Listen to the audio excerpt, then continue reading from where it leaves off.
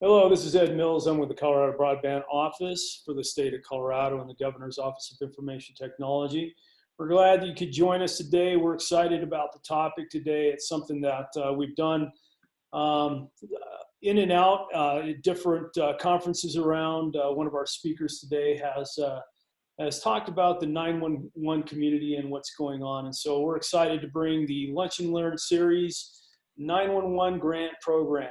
And on this May 26, 2020 at noon, we are excited to tell you that our presenters today are going to be Yuki Miyamoto, Federal Program Officer, National Telecommunications and Information Administration, also known as NTIA, and then Daryl Branson, who is the State 911 Program Director and also Colorado Public Utilities Commission. 911 grant program is jointly administered by the National Telecommunications and Information Administration and the NTIA and the National Highway Traffic Safety Administration, NHTSA. In August 2019, $109 million in grant funding from the 911 grant program was announced for public safety answering points, also known as PSAPs. This money was to upgrade the NG911 capabilities, and Colorado received $2.3 million in grant funds from the program.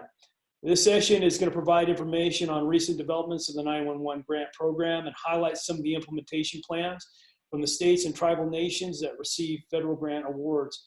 Yuki Miyamoto will discuss the 911 grant awards and highlight how this funding enables next generation emergency communication capabilities such as managing 911 call center overload as call takers are able to transfer calls, messages, and data between PSAPs that are interconnected to an IP network. And then Daryl is going to end the session with sharing how the $2.3 million in grant funds is being implemented in the state of Colorado for mitigation of PSAPs to the statewide Emergency Services IP Network, which is also known as ESI Net. Now, for those of you who have not been with us before, the Colorado Broadband Office has a website. We have it there listed there for you, broadband.co.gov. We also have our Lunch and Learn series, as you can see, today's session. And today's session will be put here on this page. We will put a recording so that it is video on demand. Anytime you want to go in and take a listen, you are able to do that, or if you want to point people to that. We ask that you do that freely. And I am going to go ahead and stop talking because you didn't come here to listen to me. And I'm going to go ahead and ask Yuki, will you introduce yourself and as I get your presentation ready? Absolutely. Thank you so much for the opportunity. Really appreciate the Colorado Broadband Office to invite us to come and talk about the 911 grant program. And so that is the focus of today's discussion and how the 911 program is really helping to modernize our nation's 911 system. So we can see here from the introductory slide. We can move on to slide number 2.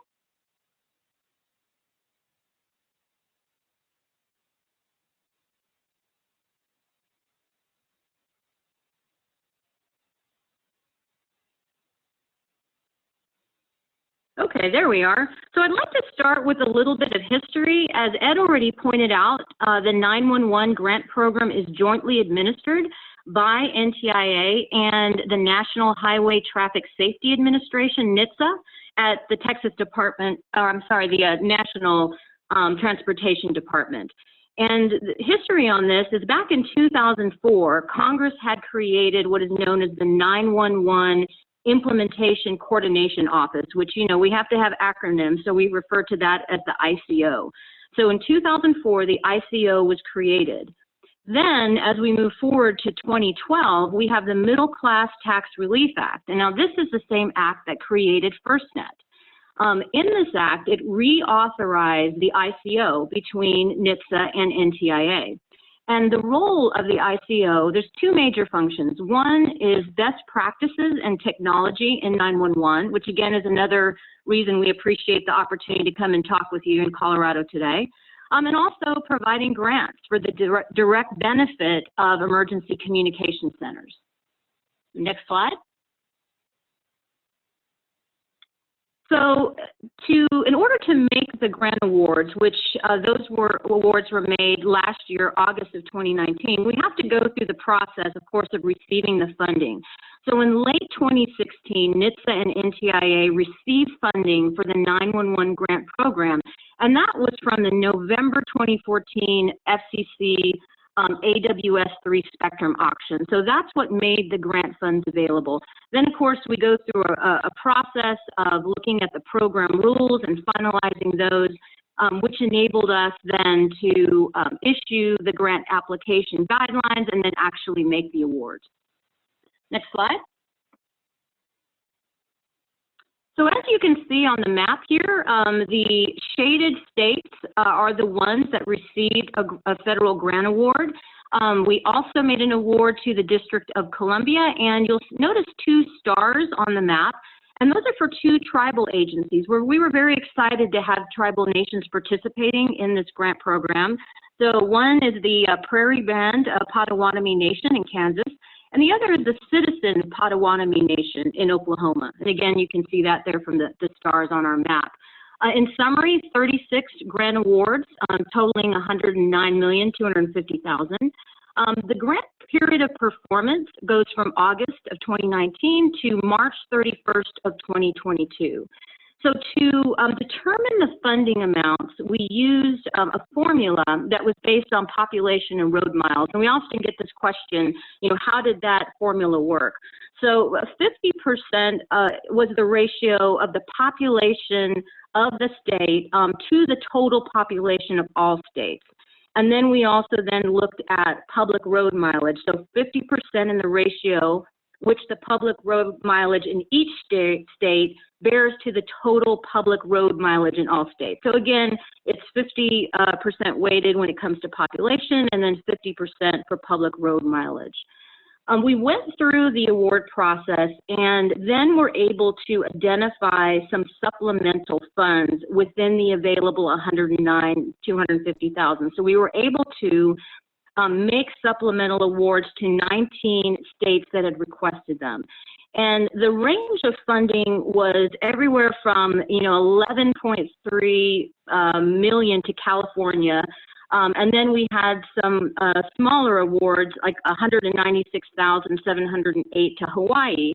Hawaii was primarily interested in doing training, and that's what they had requested. The median amount of our awards was about $2.5 million.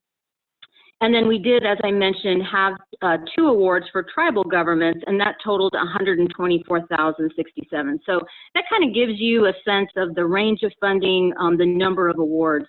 One thing that's important to keep in mind about this grant is there is a matching requirement, and that was placed in statute.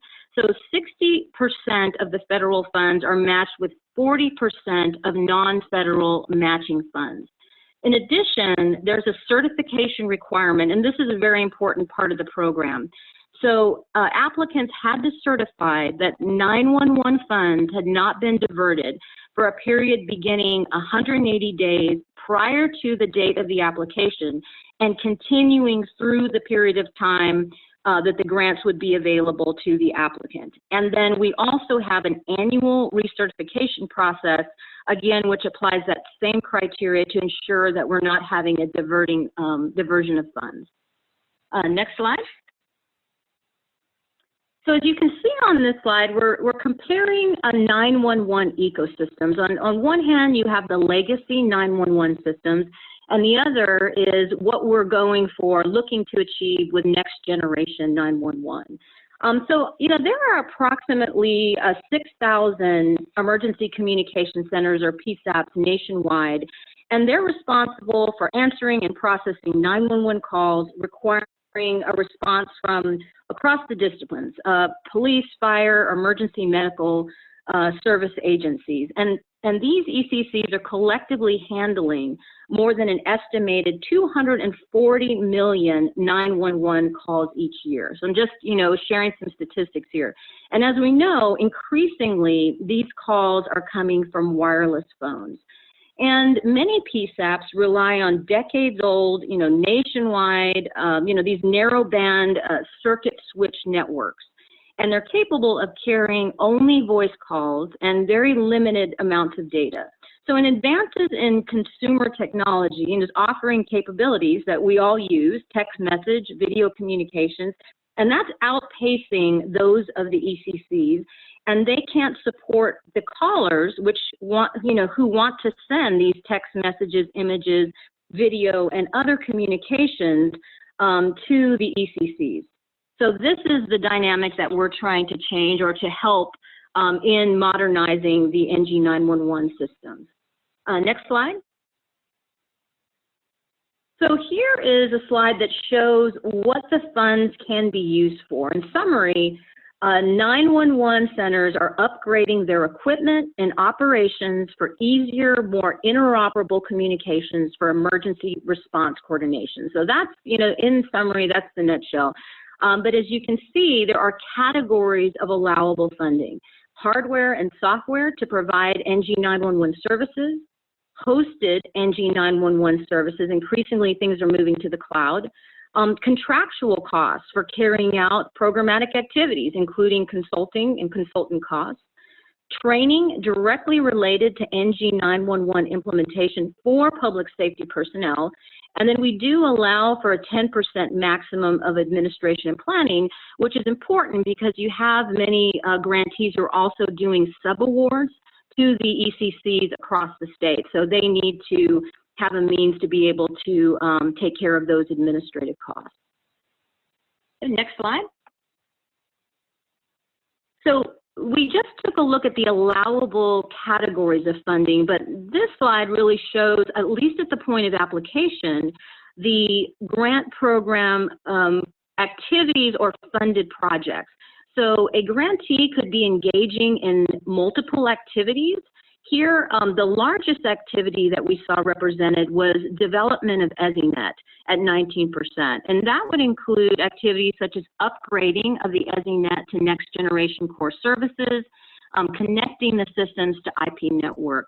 We also saw a significant proportion doing training, and again, this is training for NG911 implementation, and then preparing GIS data for migration and integration with NG911 systems at 11%.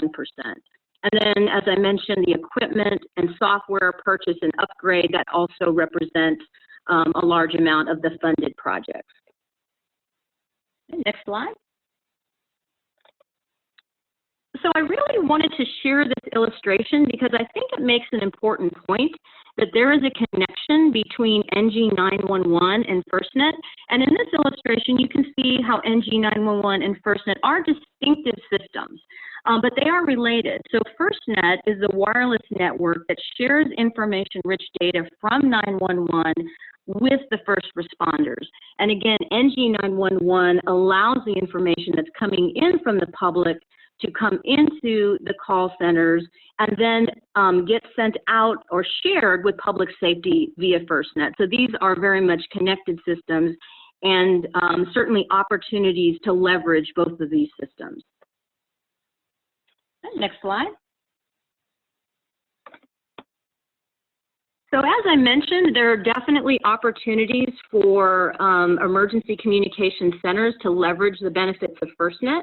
So as ECCs are upgrading their technologies from legacy to digital, they're able then to receive more than just voice calls. And this information comes into the centers from the public, as we saw in that illustration, and then back out to first responders via FirstNet. Certainly, there's challenges when it comes to the cost to implement and maintain NG911 systems. Congress had directed NHTSA and NTIA to complete a study to assess the cost, service requirements, and specifications needed to implement NG911 across the country. And the study found that it'll cost anywhere between $9.5 billion to $12.7 billion during a 10-year period to transition the ECCs in our country to an IP-based NG911 technology.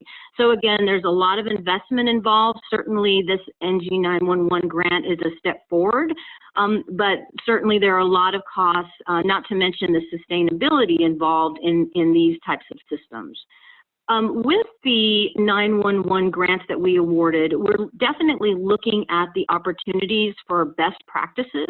And over the next couple of years of implementation, we're working to support our grantees, the states, the tribal agencies, DC, in their efforts, and to provide assistance and support. So I'm very pleased to have Daryl joining today so that he can talk more about Colorado's grant and their implementation. Next slide. Okay, I'm going to go ahead and turn it over to you now, Daryl. Great. Can everybody hear me? Yes, Daryl. Great. And are you able to let me share my screen? Yeah, I gave up control. Not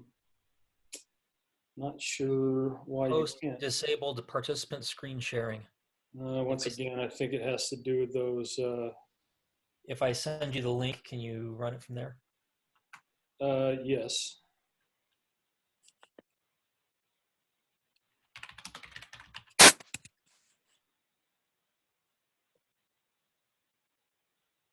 Try again. I put on here that, let's see if we can do this here. Oh, yep, I can do it now. All right. Sorry about that. No problem.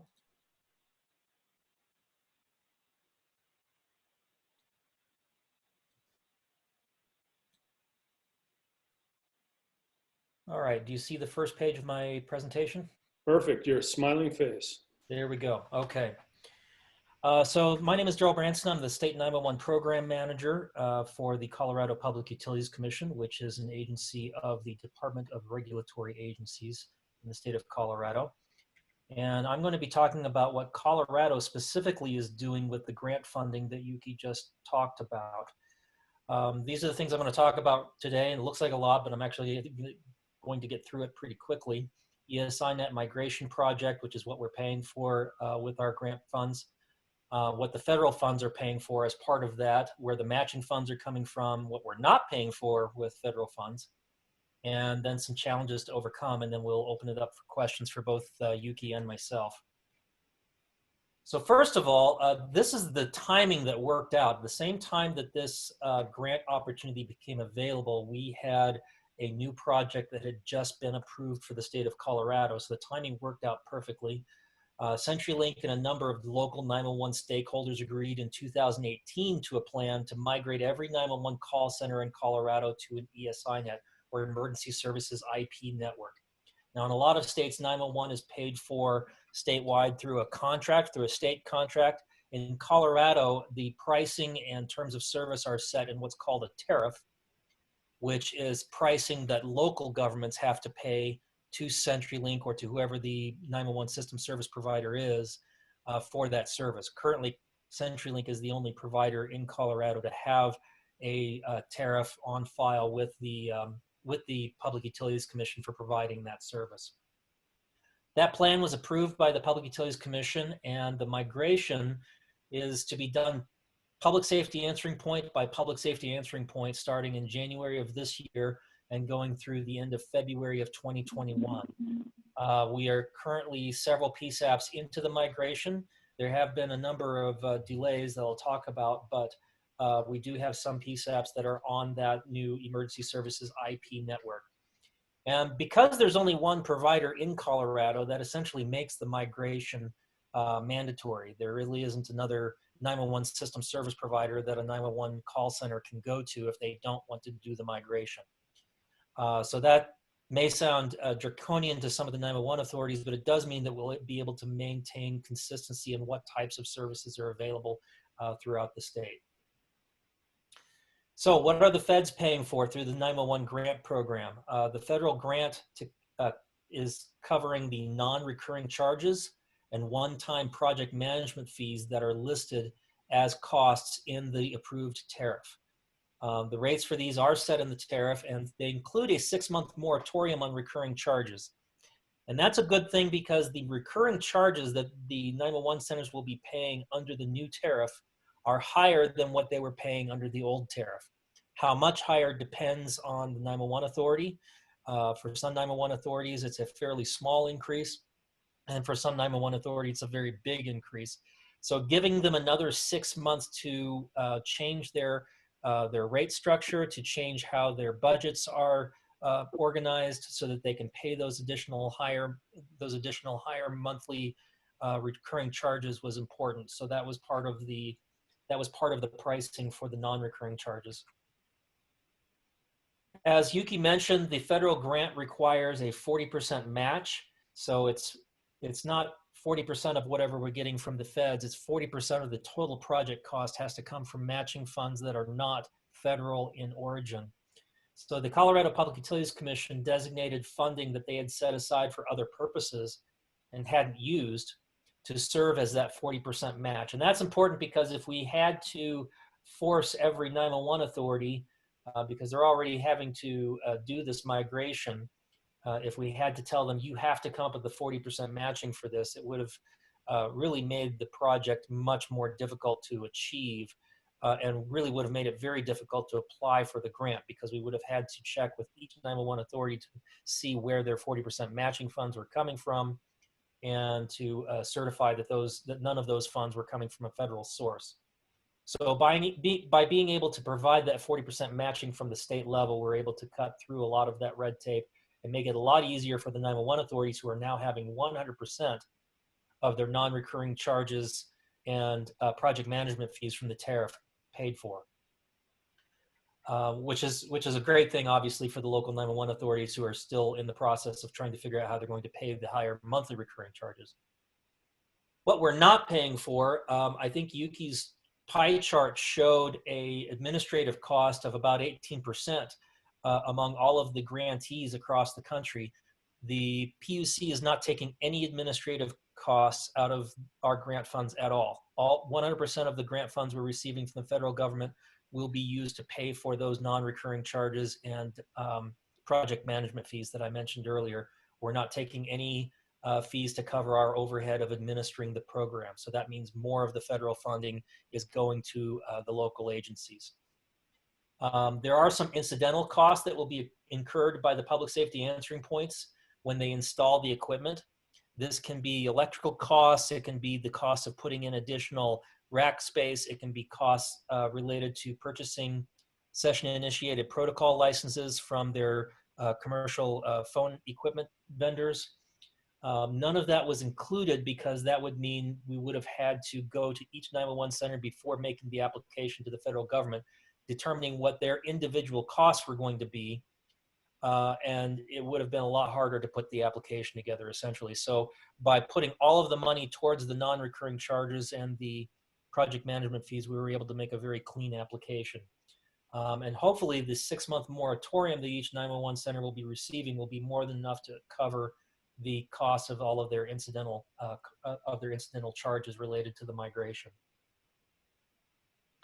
And it doesn't include anything beyond what is in the tariff. And I do want to point this out, that the tariff is essentially a migration of all of our 911 call delivery to an IP-based network. It does not include all of the additional features or services that Yuki showed on her screen that are related to next generation 911. It is an important step towards next generation 911, but it is not full NG911 as anybody on this call would know it, or anybody within the national organizations would refer to it. And of course, it doesn't include the the ongoing costs, the monthly recurring costs that I talked about earlier. The local agencies will have to either raise their surcharge rates or determine other sources of funding to pay for those monthly recurring charges.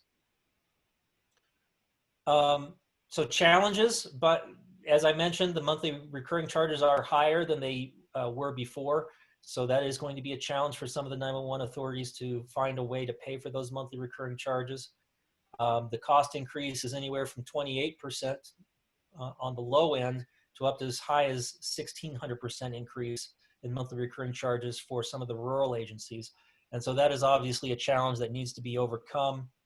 And there are the Colorado 911 Advisory Task Force is actually working on that issue and is trying to come up with some relief for those agencies.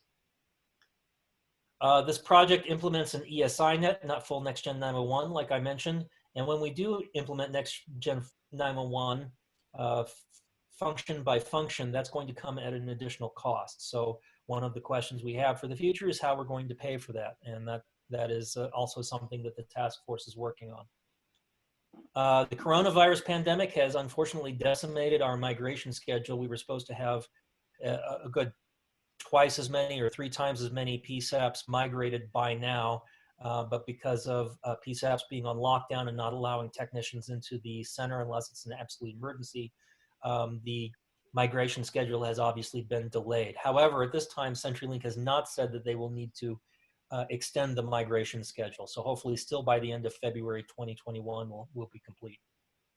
And then finally, some foundational elements or advanced features required for NG911 are likely to be difficult to achieve through a tariff model.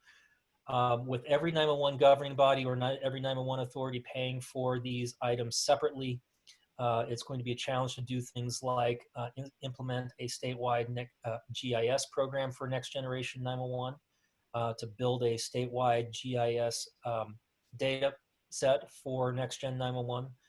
All of that is stuff that has to happen in order for us to get to full next gen 911, but it's going to be very difficult to do on a PSAP by PSAP basis, which is how our regulatory structure exists at this time.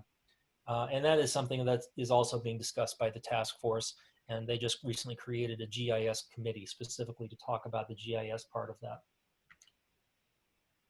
And with that, I told you I'd be pretty quick, so I'm going to end there, and I'll turn it back over to Ed, and I think at this point we're ready to take questions. Yeah, are there any questions? I haven't seen any on chat. Does anybody have any questions?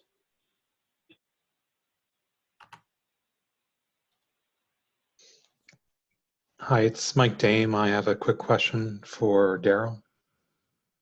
Yes, sir, go ahead. Thanks both to you and Yuki for making the presentation on this Lunch and Learn webinar. I'm curious if the task force you described has a timeline for completing its work so you can get to those next phases, and what that might look like in Colorado, NG911 going forward, particularly with that regulatory challenge that you described. So the task force has created a subgroup called the ESINet Users Group. That ESINet Users Group is meeting monthly with some additional project management calls in between on a weekly basis. And really that ESINet Users Group has been focused solely on monitoring the migration so far. The idea is that that same users group will also be the forum for determining what the next steps are, what we want to try to pay for first, how we're going to pay for it, and then creating that timeline. But because of all of the oxygen essentially being taken out of the room by the migration itself, and making sure that we're not straying too far from the migration timeline, they really haven't gotten to that discussion yet. So no timelines have been established for next steps, but those will be addressed by the users group when they're able to get their heads above water. That's great, thanks. And one other quick question. During the coronavirus, are you hearing any anecdotal information about emergency communication centers that are encountering challenges with staffing or anything related to the coronavirus or increase in calls? So we have been holding weekly or bi-weekly roundtable discussions virtually across the state to talk specifically about the coronavirus and its impacts on emergency communications and the emergency communication centers throughout the state. There have been some issues with a couple of the 911 centers having some positives or some presumptive positives among their personnel. The biggest discussion that the 911 centers have had is how do we keep our communication centers clean and make sure that we're not allowing it to spread. If one employee has it, how do we keep the other employees from having it? And so far, knocking on wood, that their strategies have worked. They've been able to keep their personnel healthy and safe. So there haven't been really any staffing issues beyond some very isolated cases of coronavirus among 911 telecommunicators. In terms of call volumes essentially went down during the early parts of the stay-at-home order. Not as many cars on the road as you can imagine. I don't know where we're at on call volume now. If it's gone back up, we can imagine lots of scenarios in which would cause it to go back up, especially as we start to reopen, or as people are continue to be trapped at home, exacerbating any domestic violence issues they may have already had. But I don't know if we're seeing any increases yet. As of April, we had only seen decreases. I would add, this is Ed Mills. What we've noticed is that although the call volume did go down, the duration of a call went from, for us, we usually have an hour, hour and a half transport time from start to finish. That increased to about 3.5 to 4 hours. So again, the PSAP has a call, even though they have fewer calls, the call is open longer.